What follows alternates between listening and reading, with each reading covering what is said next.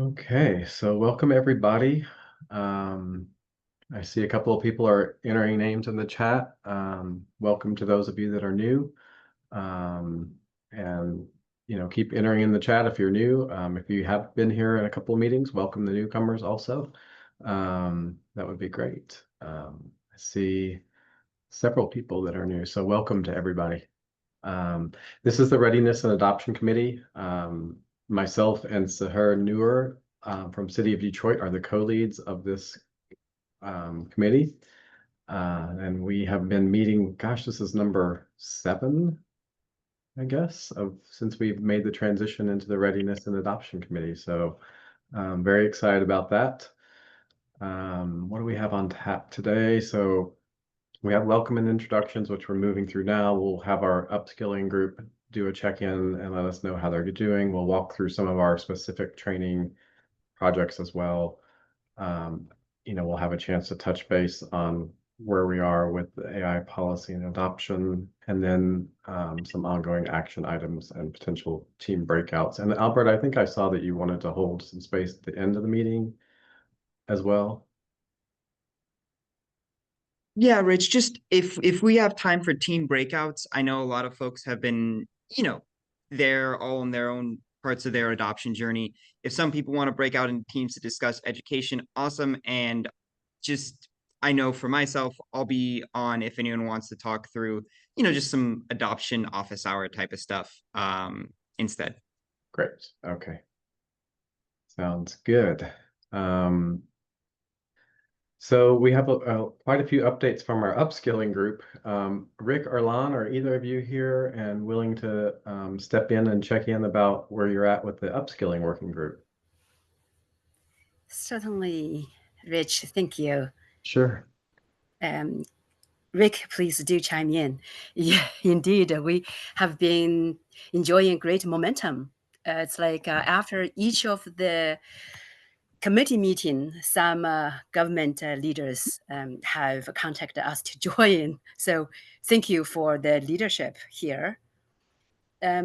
We, in our working group, we have 3 initiatives which form a loop to cover the upskilling all around. So the first is about some playbooks for local governments to just readily plug in and play if their governments are on the track to seek some literacy on AI, and it can be both horizontally covering a lot of functions such as fire, police, HR even, etc. And also vertically within those functions, there may be lightweight playbooks that local governments can just plug and play. And those initial volumes are done. Big call out to our members in the working group, especially the people who created and give feedback. For next, we are seeking feedback in any aspects of the playbooks, so that from your own perspective, you think that, hey, this is a good start. If this can be done, it will be even more helpful. So we are in the phase to collect that. So call out to everyone on today's call and to give us feedback before we take it to the broader GovAI Coalition. The next initiative is continuous learning certification. And so the idea is that if some government staff members wanted to go deeper into their chosen verticals or fields, then they can reference this.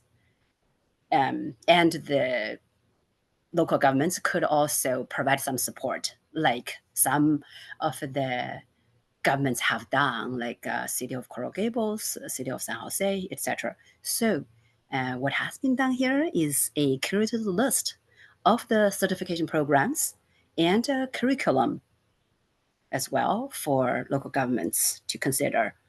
And our next phase or deliverables are that we consolidate the feedback from the working group as well as now an invitation to our committee members to share with us your feedback. So those links, I'm not sure if Rick, you are there and may be able to provide links to our list so far in the chat window. Then the committee members can all provide their feedback synchronously. Yeah, and Lan, I just put a note in the chat too that we will send this PowerPoint around also in the follow-up notes so they can access any of these links through the PowerPoint as well as the chat from this meeting. Ah, thank you. Sure. And now on to the third initiative, which is to complement the first two, in that it also provides collaborative upskilling opportunities together. One of our leaders said, hey, the AI actually offers a good opportunity to do this upskill together collaboratively with academic rigor, because people on their own, they're potentially the learners may not be able to get the most efficient, academically rigorous way to into their learning process. And so what is done in this space is that we have shared the best practices from some local governments, including Coral Gables, particularly in their way of doing this collaborative upscaling. And thanks to Raimondo and his team, and our working group team members have summarized their best practices. And then what we want to do is to apply the same structure into a model within the working group so that we can promote scaling up their best practices and maybe give the other local governments a helping hand. Because City of Coral Gables, they are super busy. If we all reach out to them for support and to share their best practices, they will need another day job to do that. So that's what the working group thrives to do. And our next step here is to seek feedback from local government's IT members of the work on the working group, so that they can give some pointers as to, hey, which of the best practices, what kind of structure may be good to replicate and may be good for the working group to structure up and to help scale up for their own local government's use. And then use a quick win project to demonstrate that, hey, that scale up structure is indeed working. And here is our first project to prove it.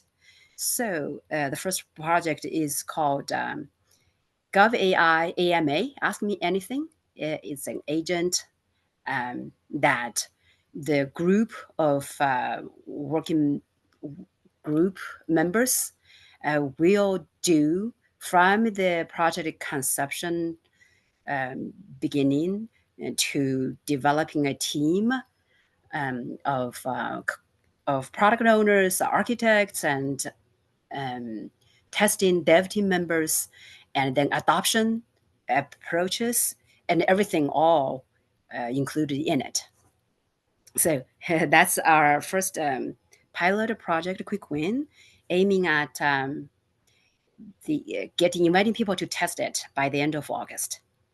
And then third effort in here is to also seek funding opportunities to help scale up this whole collaborative upscaling.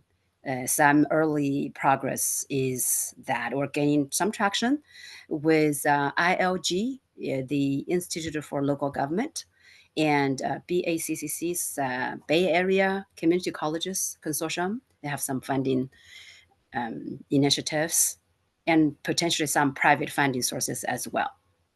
And of course, we welcome any local government's leads in funding opportunities so we can pursue as well.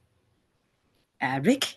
Yeah, I'm please. just gonna, that was a lot of coverage, and thank you for hitting on all those points. The one thing I was gonna add is the link that I put in on programs in the chat, that actually takes you straight to the appendix that we drafted about the Coral Gables program. So we've been given a barrage of information, and it's really nice detail, and we put it into a structure that we're hoping other cities can replicate. Like, first of all, look at what Coral Gables has and just understand like how a very, very proactive city is looking at IT learning across their entire IT, or AI learning across their entire IT organization, and using and bringing in local colleges and other programs to help augment that and to build a talent pipeline. That's probably going to be the most sophisticated program, but the structure that we put in place in that appendix is something that any city could fill in if the IT people are there, and they can do it much lighter weight. It doesn't have to be anywhere near the parity of depth there, but just to give what your city is taking on and how you're approaching it and thinking in that outline. And then the dream is that we have the different groups, the different cities can look at what other cities are doing, comment on those things, see where there's commonalities, see where there's learnings, and then we can hopefully build out a model that's easy for people to replicate based on common needs.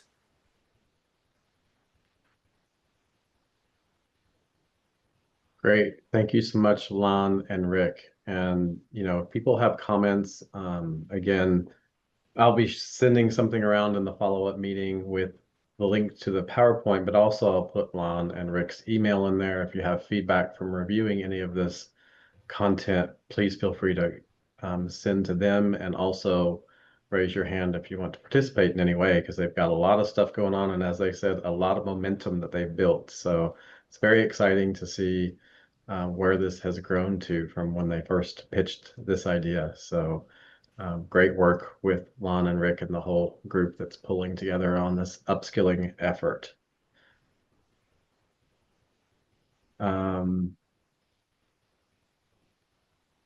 Our next update is on AI and police. And is Dan here today? Is Dan, are you I'm here? here. Okay, do you want to do a quick check-in with us? Yeah, I don't have a whole lot, but we had our meeting, the group met up and discussed basically our priorities and trying to develop a AI 101 for policing course, and just trying to narrow down the topics on that. But we're working on that. We're going to meet again on August 8th to see our progress, but it kind of parallels what the Cal Chiefs is doing, same kind of stuff. So they both work together. Great. And Dan, did you say there was a I'm gonna have to check my notes. Was there a police organization you were working with, or potentially we might work with this service? Yeah, like the California Police Chiefs is who I was working with. I was trying to get the course certified for California at least, but obviously it'd be available whenever we have it ready for whoever's interested. That's kind of what we're trying to figure out to make it basic enough to give broad understanding, I guess, for whatever state you're in. Not make it too California specific, but and just a baseline level of AI, like, and then go build from there, and then lead people to the other resources that are already available to learn more stuff. Okay, great. Thank you. And I see, Patrick, your hand is raised. Yes, thank you very much. Quick question. Dan, on the police side, I was wondering, is your scope, in alignment with maybe fire and EMT from a broader public safety perspective, and then with police possibly taking the lead, or is the approach solely a police approach, and then maybe later looking at that alignment with other local, state, federal public safety agencies, emergency management in a broader sense? And so I was trying to understand what the scope was, and I certainly understand starting with just the police is a real good way to do it because that's the tougher part to deal with, the tougher nut to crack. But I was wondering, were those discussions in play with AI being aligned with other government agencies and other services? Because when we talk about public safety, emergency management, disaster recovery, all that stuff kind of starts to bubble up with cities and counties and citizens, and the fear of this and that, and then that's where the hype gets kind of crazy. So I was wondering how had the police thought about that, and then how they now if they narrowed the scope or they have plans on expanding the scope of AI and the impact. Yeah, so Jim Brown was the one that started the fire training, and that was specific to fire. So it kind of started with fire actually, and then it moved on to police with what we're trying to work on. And obviously, there's a lot of just general AI training that's applicable to any kind of government employee, and that's what we're trying to connect people back to GovAI for those kind of resources. But the police specific ones, obviously, ethical deployment, building trust. We talked about how the fire departments kind of start from a position of trust with their communities, but that's not necessarily the reality for police departments. So we have to build a lot of trust building and transparency and accountability and those kind of things in on the front end so that we can build a positive program from the beginning. And those are like the topics that were, police specific that don't really affect other departments where there may be more trust inherently in what you're doing than what we're working with. So. Certainly understand. Thank you. Yeah. Yeah, and just a note on that too, that, Jim has been working on the fire piece for a little bit longer and is also helping Dan and his team with guiding the work there and sort of structuring those so they are talking to each other in the ways that they can while also making important distinctions between the two fields, the two streams. Yeah. And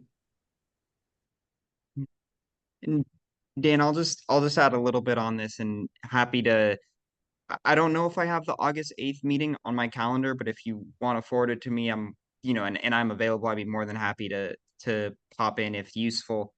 I know we've talked a little bit around that sort of like, how do you test these things in that safe environment?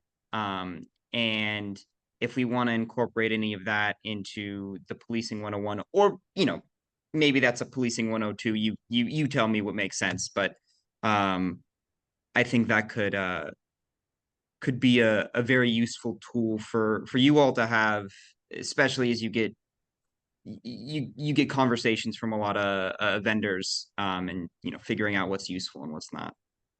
Yeah, we had a meeting with Cal Chiefs yesterday, and we're talking about this AI 101 is just aimed for line level all the way up to a police executive, so everybody just kind of gets a baseline understanding of what AI is. But yeah, there's definitely room, like what you're talking about, Albert, for the executives. And I know that one of the groups, I can't remember who it was, worked on guidance for elected officials. It might have been the upskilling group, but that directly correlates to guidance for like police chiefs because it's all about ethical deployment and evaluation, and all those tools work for everybody.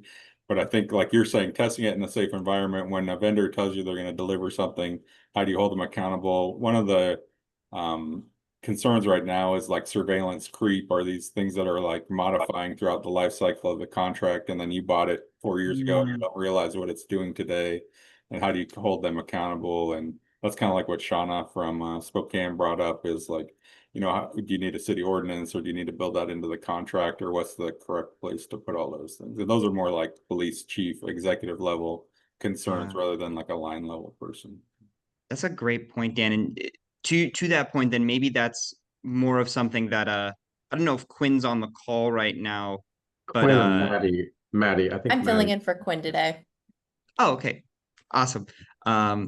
Just a note, Maddie, as we're thinking about the elected officials training, this might be perfect to actually be in there, and then we can forward that to, like folks like the police chiefs. Basically, that sort of what's the framework to approaching testing this type of technology safely, and what should we be on the lookout for in terms of like as Dan put it, surveillance creep, right? Or things like that, things for them to just keep in mind as they are getting hit with a lot of conversations around different product pitches. Yeah, none of us want to intentionally cause harm to the community, right? But it's those unintentional harms that come out, and then it looks like it may have been intentional. So that's why I go back to the trust and transparency, and those are the solutions always for us. And yeah, I think it's a good point too, that as we build out all of these sector-specific trainings, that there's going to be a lot of conceptual overlap, and that's important for us, I think, to connect those dots and think about how these pieces of content can be, form a pattern or a connection with other elements. So that will emerge, I think, as we start moving forward in a lot of these areas. So thanks so much, Dan, for thanks, guys. having us in today. And I believe maybe Maddie, we can jump to you since you're already up. Yeah, that works for me. Yeah, filling in for Quinn today. For those of you who don't know me, my name is Maddie Dwyer. I'm a policy analyst at the Center for Democracy and Technology. And Quinn, Rich Saher, folks from NLC, a bunch of other people, we're working on basically an AI 101 for policymakers and recommendations for how to responsibly create policy around AI. So an update on that is wanted to thank everyone who had a chance to provide feedback on the outline. We got a ton of good feedback from members of this group and some external partner organizations. Quinn and I are going to move forward on implementing all of those edits and then drafting a full brief of the, I think it's going to be sort of like a 2 to 3 pager. So we're planning on finishing that in time for our August meeting. So we'll be able to present that to the group. Again, have another round of feedback for everyone to just sort of give their thoughts on it. But that's where we're at on that.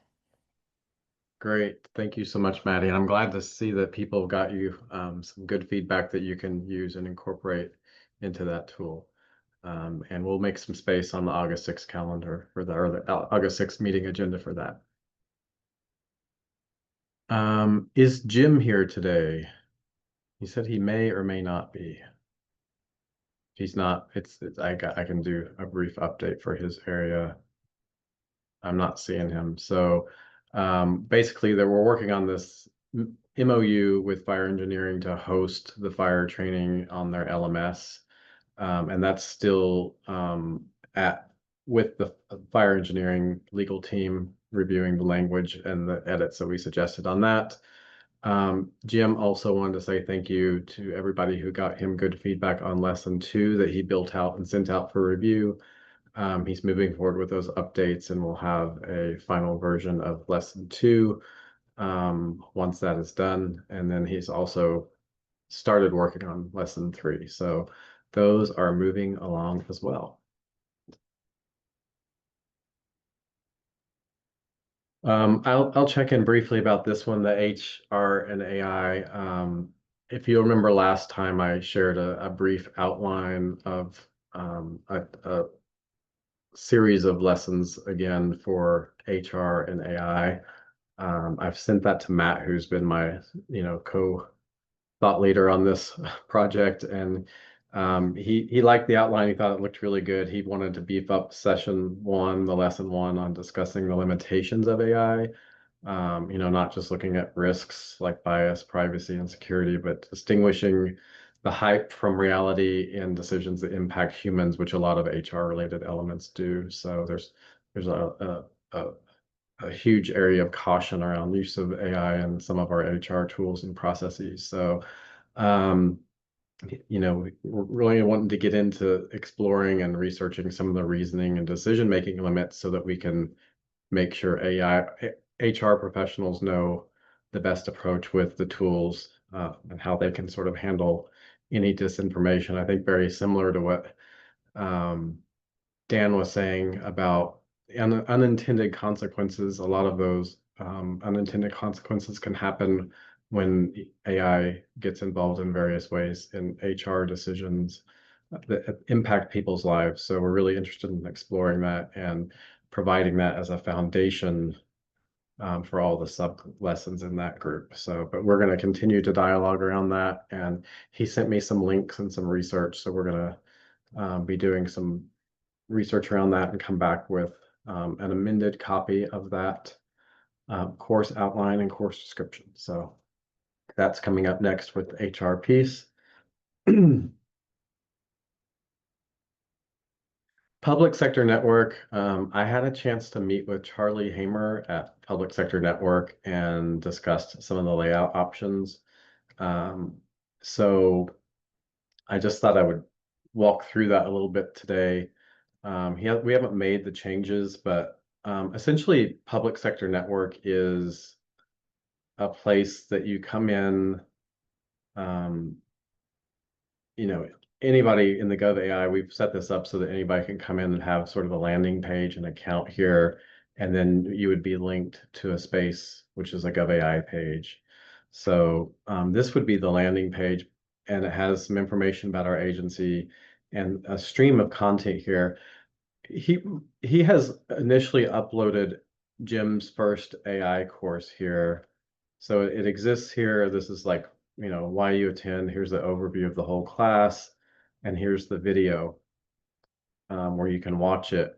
My concern is that as people get into this space, because nobody's really in this space until we start pushing it out and promoting this space. But it's like a social media feed. So, posts ahead of this will push that down. And if we release different lessons, it'll sort of be a little challenging eventually to find some of our courses that have multiple lessons. So what we talked about was creating landing pages for our training sessions. And we're gonna, in this sidebar over here where there's key information, we'll have a link to Fire, and it'll be a landing page. And what that would look like is something like, let me find the one, something like this one, where there's a landing page, text, and then it would list all of the sub courses here. So like if this was the Fire course, the most recent one that's been delivered, over on the related videos, it would show lesson 1, 2, 3, 4. So it's just creating a landing page for us within this space to organize and make things easy to find for our courses that have multiple lessons in them. So, I'm getting him some information to start setting up the Fire landing page, and we'll just keep adding videos in that landing space for Fire, and we'll create a separate one for police and a separate one for all of our trainings, and then we'll have a unified space for that with links over here on the side where that will be organized. So that's just the latest update on that. And Albert, I know Jim's not here today, but I did talk to Charlie a little bit more about the LMS capabilities of Public Sector Network, and there is a whole learning management system addition to this website that they run, with a place to host things and have it function like an LMS. Like Jim's courses are basically built for an AMS with quizzes and things. Right now, we just have those in YouTube videos, but if we built that into an LMS system like we're doing Fire engineering, they could be structured and run through like classes, and you could get a certificate for completing the class and things like that. There is a cost element of that, which I can talk to you about if we ever want to move down that route, but I just wanted to flag that as potential functionality for us to explore long term. Yeah, no, like the those additional types of interactive components. Yeah, no, we're on the back end of the coalition. We're figuring out ways to support some of that type of development. So Rich, we can take that conversation offline, but I think there's potential for that. And I think it could be valuable for a lot of folks to have that type of interactive training. I thought so too. And he gave me a preview of what that could look like with other courses in their LMS backend. And it seems really nice and very similar to what we saw from Fire engineering too. So, Awesome. I don't know if everybody would be accessing our courses through that tool, right? So, it's a good option for us in addition in some of these other functional areas. So. Okay.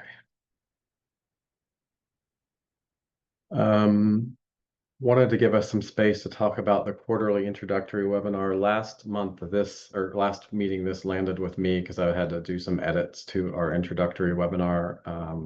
I do have a final version. That video file I've uploaded into the education folder. So if we want to, Sahar, if you want to chime in of what our process might be here, if we want to have this reviewed and vetted,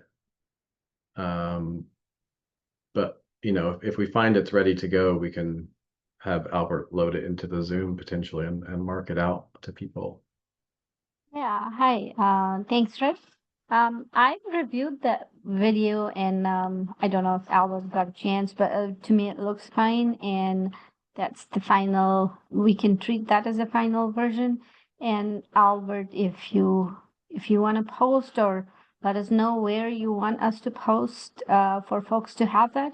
We would also be posting it on YouTube channel, is my understanding. So yeah, it should be available soon for everybody to watch. Rich and Sayer, I'll just say I'm down if you're, I just want to make sure that I'm grabbing the final version. So if you can maybe just drop a link to it in the chat or send me an email afterwards. And then I'll plan to get it up onto YouTube so that we can have it be an introduction that is publicly available so that people can see it. Great. Thank you. And just a reminder to those of you that are new, one of the outcomes of our committee is to deliver an introductory webinar for new members to the coalition to educate them about how to access resources and templates and get involved with committees. So Sahar and I took on that and just walked through a PowerPoint deck and some options for them to think about and how they want to be engaged with the coalition. So we'll circulate that around to this group also if you want to look at it and view in the follow-up meeting notes. And then I'm going to turn this section over to Sahar to check in about AI policy and adoption. Thanks, Rich. Hi, everybody. My name is Sahar, for those of you who are joining today for the first time. The folks that have been there know this already, but for the new folks, welcome. And if you are trying to get acquainted with GovAI, or if you need help in navigating that, or trying to adopt the AI policy, or want any help or guidance on how to adopt, please feel free to reach out to me. Thanks to all who have already reached out, and the new ones that would like to get any more specific help or general help or anything, please feel free to reach out to me, and I can. I also provide one-on-one if it is something very specific to your organization, or if it is like general questions and stuff. Maybe a few of us can be compiled together into a meeting, and then we discuss adoption in general, navigating the website for AI Coalition, location of templates, and all the good stuff.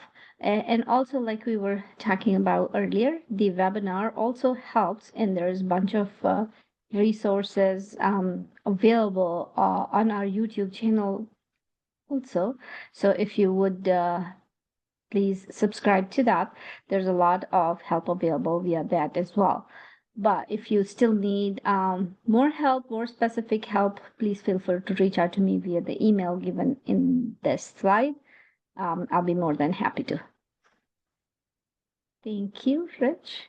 Great, thanks, Sahar. And I did see a comment earlier in the chat from Nick, who was asking some questions. And Nick, I don't know if your question, you talked about management expressing helplessness and sort of what to do, if that's something that aligns with what Sahar is talking about in terms of engaging with her to explore solutions. But if you're welcome to unmute, raise your hand or unmute and let us know if there's an issue that sounds like it aligns with what Sahar is talking about. If not, we can follow up with you directly. So. Yeah, I'm not really sure. I think the problem I'm having might be my own inability to really explain all of this, and I probably need to look at a lot more documents. Okay.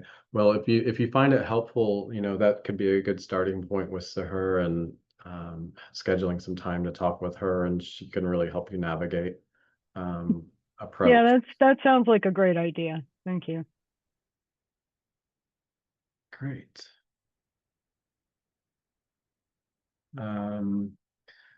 We always finish up with a reminder of some of our ongoing things.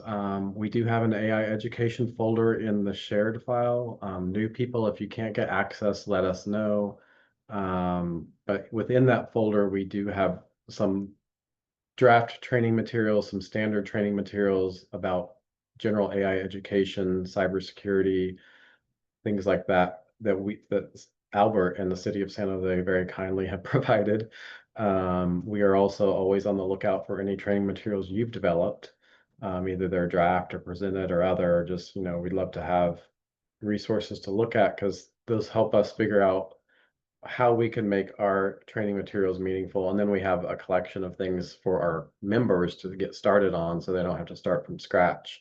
And they can look through what other people are doing and start off in a better place than if they were starting off from the beginning. So those materials are accessible in the AI education folder. We also have this AI education landscape, which tracks a lot of public sector oriented AI education, sort of general AI education for public sector employees. And it's a really detailed, nice spreadsheet about a lot of different courses. Some are free, some are price-based, some are focused on specific audiences and technology, like Gen AI, for example. So it's a good place to start if you're looking for trainings. We always encourage people, if they know of something that's not on the list, to add it to that education landscape, so we can keep that a robust and current resource for our members. And then we also encourage you, there's a comments tab on there to leave comments if you've taken any of the classes and have feedback about whether it was effective or not, so that people can make some decisions about where they might want to spend their or their staff's time with AI education. So for those of you that are new, getting involved, all of these projects that we talk about today, any committee members in this working group can volunteer to assist on any of these projects. That's how we really build up momentum, as you've seen in some of these groups that have a lot of momentum. It's because people have jumped in and really volunteered and helped push those things forward. And your involvement can look different. It can be based on your time frame, based on what capacity you have, but it could be just drafting bullet points, outlines, or content, or helping build a basic PowerPoint, just coming into meetings and contributing to the brainstorming and discussion that's going on, or helping us connect with external organizations that can add value to some of these efforts that we're doing. So, if you want to get involved, please reach out to myself or Sahar, and we can get you connected with the group sponsors. And if you have if you hear us in these classes, or I'm sorry, in these meetings, and say, I have an idea for a topic I'm not seeing, a specific sort of sector specific area of local government, or a specific piece of content you think would be really helpful, please share those in addition to volunteering for existing committees. So if you want to start something or have some ideas of what you want to do, please let Sahar and I know that as well. And I think that's everything for our updates. We have a bit of time left. Oh, I'm sorry, I see Marcia has her hand raised. Yes. Hey, how are you doing? I do have a question. I know at the last meeting there was some discussion about the folders and the content. Did that ever get resolved?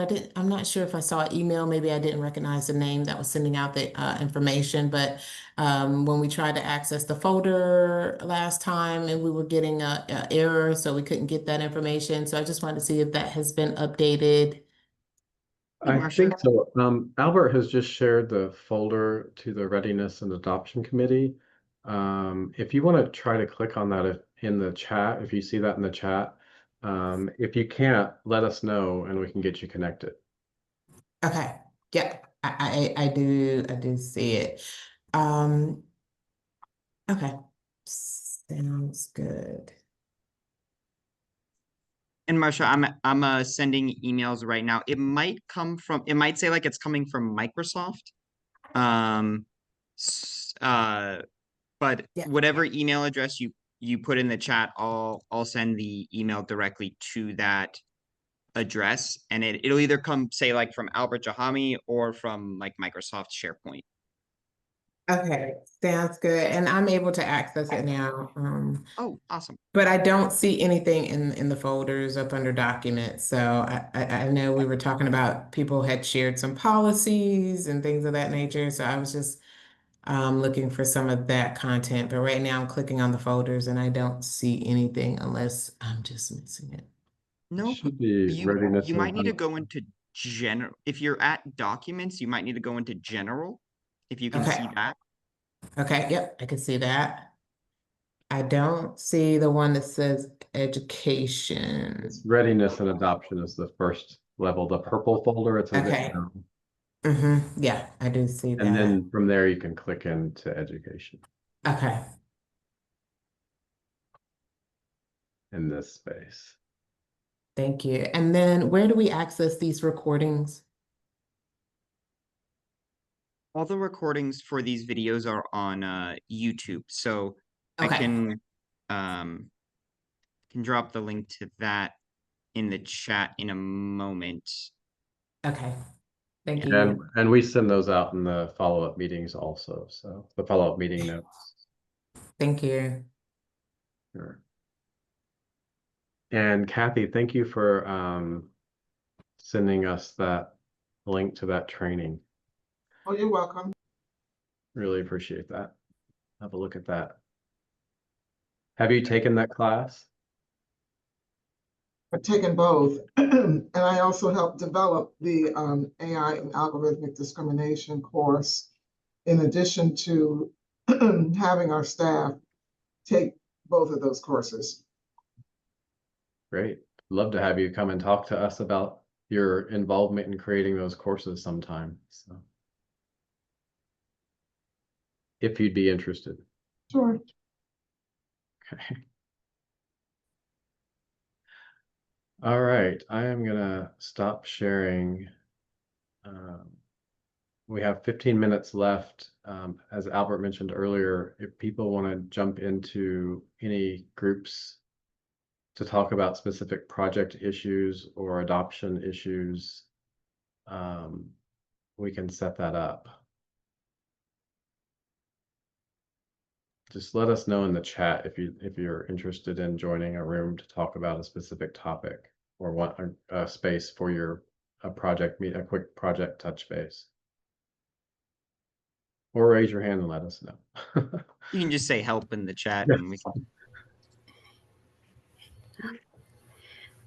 Awesome. Albert. Yes. I have a quick question about the procurement. The procurement committee? Yeah, what the city of San Jose presented as the next steps. So I provided some feedback there, but I have a quick question on that. So would it be best if I ask you quickly now about a piece of feedback, or you think I should just submit it through that channel? If it's on the procurement committee, you should absolutely submit it through that channel. The best people to reach out to on that are actually Layla on my team, or Emily Royal and Ryan Maher. Those folks are the ones that are really pushing the procurement stuff. Perfect. Thank you. Yeah. I also see a question in the chat about training on using MS Copilot chat. I think we did have a Copilot training, but Albert, I'm not sure if it covers the chat element of that. So, Malgorzata, and apologies if I'm saying your name wrong. You're in luck. We just had a use cases committee meeting yesterday, all about discussing the training or using MS Copilot chat. There's two things I'm going to recommend.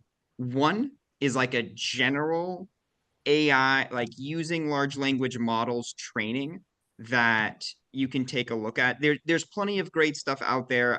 I don't want to limit you to just this, but if at all helpful, San Jose has put together some training on how to use just LLMs in general. That I'm just putting in the chat right now. And then two, we'll be uploading the recording of the panel discussion that we had on specifically Copilot chat. We'll be uploading that like hopefully today, if not today, then tomorrow into our use cases committee playlist, which you can find here. Just so we'll be talking through that in a we spoke on it yesterday. We'll be uploading that video hopefully today, if not today, then tomorrow. Great. Thank you, Albert.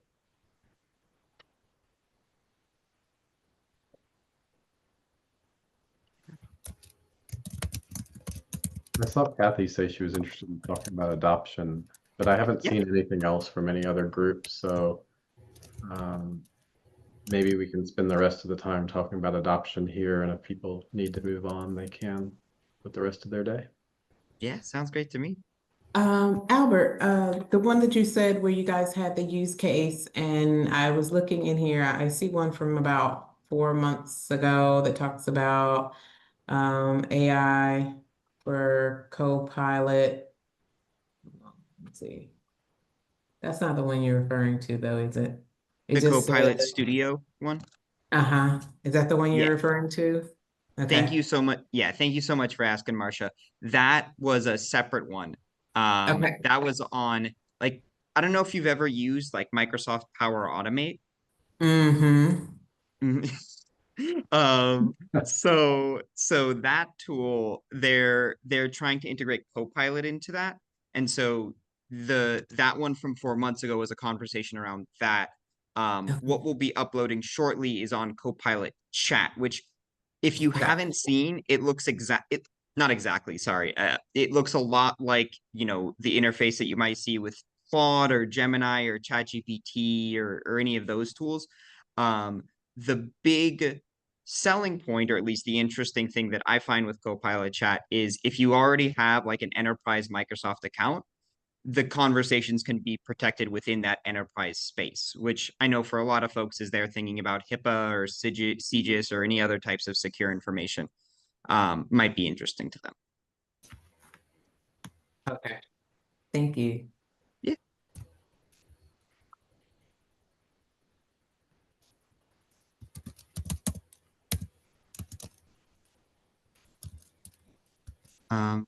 Kathy, I don't know if you're comfortable. If you want to chat right now, we can. Oh, sure. As I had mentioned earlier, we've had our staff to take the Responsible AI Usage for Public Professionals course. That was mandatory. In addition to that, they've also taken the AI and Algorithmic Discrimination course. That was also mandatory.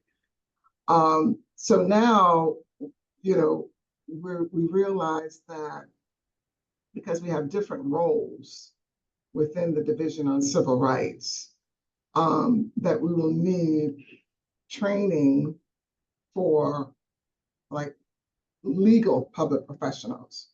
So that course is being developed by Innovate US, and our attorneys will be taking that.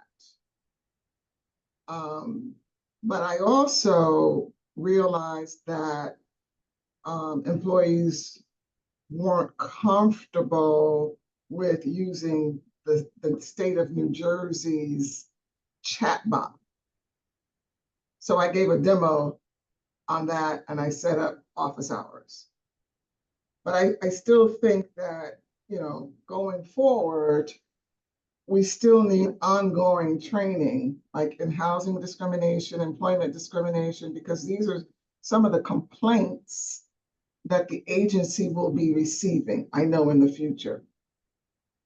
So I was just curious in terms of anyone else's experience with the adoption from a, you know, employee perspective, role-based perspective, you know, how are they addressing that?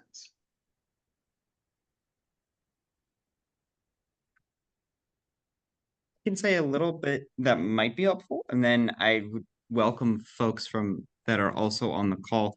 So you're asking like around, you know, every beyond just general training, every staff member is going to have different things that they're looking at or different things that they're working on in the Office of Civil Rights. And how do you keep them up to date on if there's a new type of AI that's supposed to do something around housing, how do we get them educated to be prepared to manage or handle something like that specifically rather than just general AI? Is that kind of Right. So yeah. we're actually in the process of identifying those types of trainings. But I was just curious to know if, you know, if anyone else had a similar experience in terms of role-specific AI training for, you know, like we have legal specialists, we have investigators, we have attorneys. And so every group will need specific training beyond, and I realize that, beyond just the responsible AI usage. You know, like that was phase one. Phase two was algorithmic discrimination. But now phase three will be, you know, employment, housing, places of public accommodation, discrimination using AI tools. So, yeah. Oh, sorry. Was someone going to jump in? No, but I did want to ask Kathy, she had mentioned about the AI training for all of your employees. Can you send that one? Because I'm looking at the one just for the civil rights for the state of New Jersey, but I didn't see that one on the website. I sent the first link was to Innovate US, and they offer responsible AI usage training for public professionals. Okay. Okay. And they will be coming out with one for legal public professionals. Okay. Okay. Thank And then you. the second link was for the AI and algorithmic discrimination that course that we developed for the public. Okay.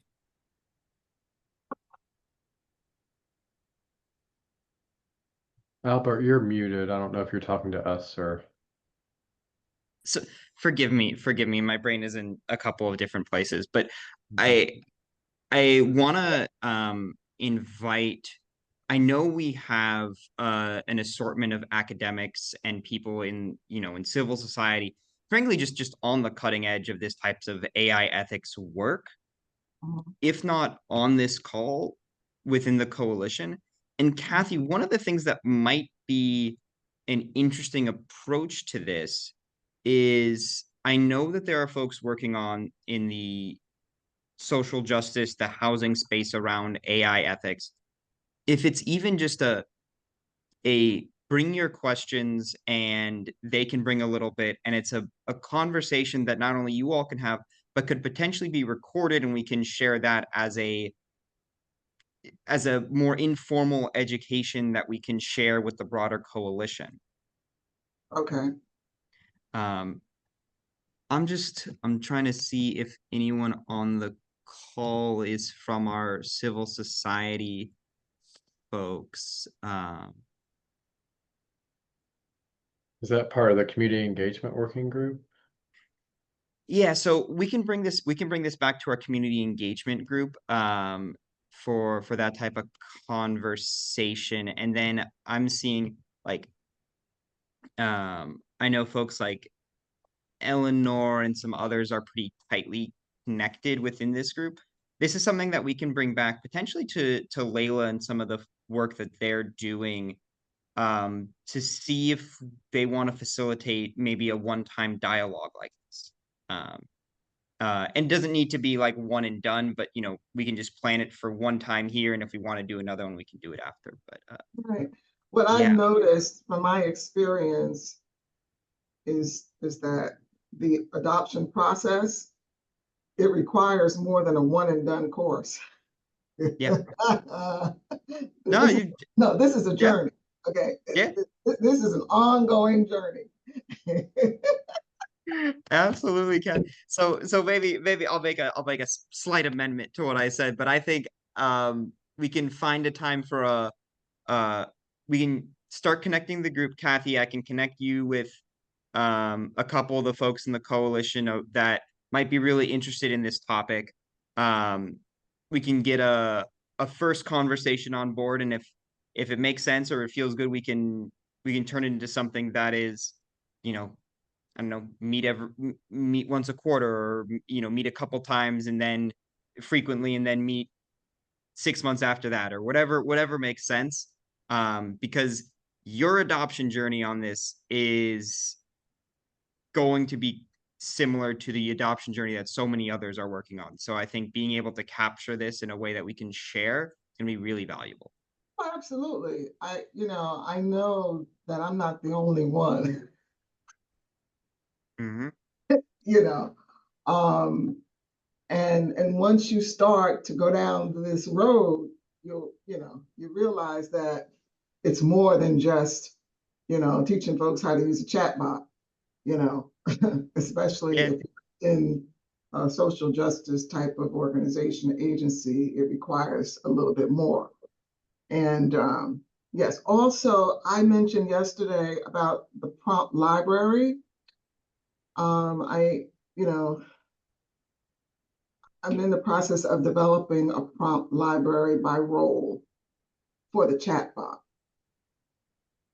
And I know you had mentioned something, Albert, about that, and I wasn't clear. Yeah. So we have I'll need to run, and I know we're getting at the top of the hour, but I'm just putting a note for me. So with society on